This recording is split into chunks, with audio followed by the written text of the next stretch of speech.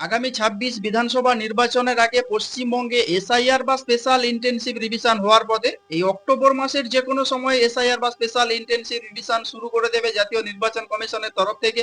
জাতীয় নির্বাচন কমিশনের যে ফুল টিম তারা বিহার সফরে গিয়েছিলেন এবং বিহারে আগামী ২২শে নভেম্বরের মধ্যে যে বিহারের যে বিধানসভা নির্বাচনের প্রক্রিয়া সম্পন্ন করবে বলে জাতীয় নির্বাচন কমিশনের তরফ থেকে ঘোষণা করে দেওয়া হয়েছে।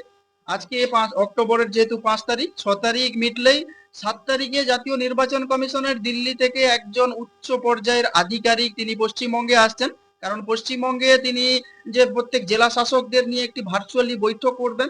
মূলত জেলা শাসকদের একটা কড়া ডোজ দেওয়ার পথে জাতীয় নির্বাচন কমিশন। কারণ পশ্চিমবঙ্গের যে বিধানসভা নির্বাচন আগামী ২৬-এর যে বিধানসভা নির্বাচন, গোটা পশ্চিমবঙ্গে ১৫০০ জন মাথাপিছু একটি করে বুথ ছিল। এবার জাতীয় নির্বাচন কমিশনের তরফ থেকে যেটা সিদ্ধান্ত নেওয়া হয়েছে যে পশ্চিমবঙ্গে এবার বুথের সংখ্যা বাড়ানো হচ্ছে। ১২০০ জন মাথাপিছু একটি করে বুথ তৈরি করতে হবে এবং পশ্চিমবঙ্গে এই মুহূর্তে যে টোটাল বুথের সংখ্যা প্রায় ৮০,৬৮১। সেখানে যদি এই ১২০০ জনের মাথাপিছু একটি করে বুথ করা হয় তাহলে পশ্চিমবঙ্গে বুথের সংখ্যা বাড়বে প্রায় ১৩,৮৫৩টি বুথ বাড়ার সম্ভাবনা আছে পশ্চিমবঙ্গে। তাহলে পশ্চিমবঙ্গে আগে যেখানে মোট বুথের সংখ্যা ছিল ৮০,৬৮১, সেখানে পশ্চিমবঙ্গে মোট বুথের সংখ্যা দাঁড়াবে প্রায় ৯৫,০০০। অর্থাৎ এই যে ১৩,৮৫৩টি নতুন বুথ বাড়ছে, এর মধ্যে সব থেকে বেশি বুথ বাড়তে চলেছে ডায়মন্ড হারবার মডেল। যে ডায়মন্ড হারবার মডেল নাকি গোটা ভারতবর্ষকে পথ দেখায়, সেটা একটা আলাদা বিষয়, যেটা পরে আলোচনা করা যাবে। তবে ডায়মন্ড হারবারের টোটাল বুথের সংখ্যা বাড়ছে প্রায় ১,৫৫৩টি এবং সব থেকে কম বুথ বাড়ছে পশ্চিমবঙ্গের যে কালিম্পংয়ে, সেই কালিম্পংয়ে প্রায় ১৬টি বুথ বাড়তে চলেছে। তবে শুধু বুথ বাড়লেই তো হবে না, এই যে ১৩,৮৫৩টি যে নতুন বুথ বাড়ছে, এই নতুন বুথগুলোতে যে নতুন করে বিএলও বা বুথ লেভেল অফিসার নিয়োগ করতে হবে। ঠিক এখানেই হচ্ছে সমস্যার সূত্রপাত। জেলা শাসকরা যে বিএলও বা বুথ লেভেল অফিসার হিসেবে মূলত যাদের নিয়োগ করে, স্থায়ী যারা সরকারি কর্মচারী, মূলত যারা শিক্ষক বা শিক্ষিকা, তারাই এই বিএলও বা বুথ লেভেল অফিসার হিসাবে কাজ করে থাকে। এই বিএলও বা বুথ লেভেল অফিসারেরা মূলত বাড়ি বাড়ি গিয়ে তথ্য সংগ্রহের কাজ করবে এসআইআর বা স্পেশাল ইন্টেনসিভ রিভিশনের ক্ষেত্রে।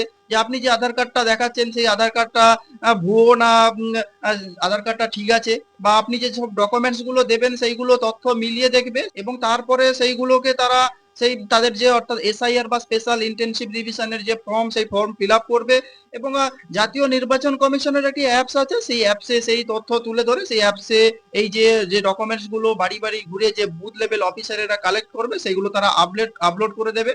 মূলত বুথ লেভেল অফিসারদের উপরে দায়িত্ব থাকছে যে কোনো ভুয়ো ভোটার যাতে ভোটার তালিকায় নাম না ওঠে এবং যারা অবৈধ ভোটার, সেই অবৈধ ভোটারের নাম ভোটার তালিকা থেকে বাদ পড়ে।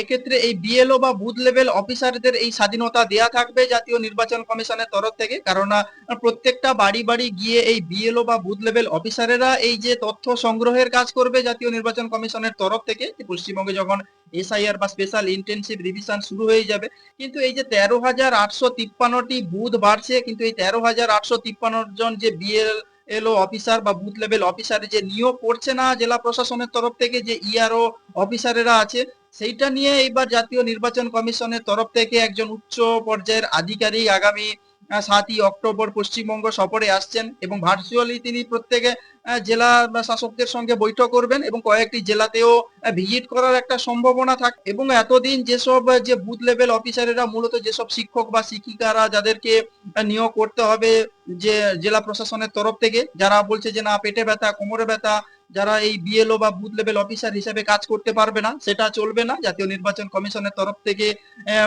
পুজোর কয়েকদিন আগেই জানিয়ে দেওয়া হয়েছিল আমাদের যে শিক্ষা দপ্তরের যে সচিব বিনোদ কুমারকে।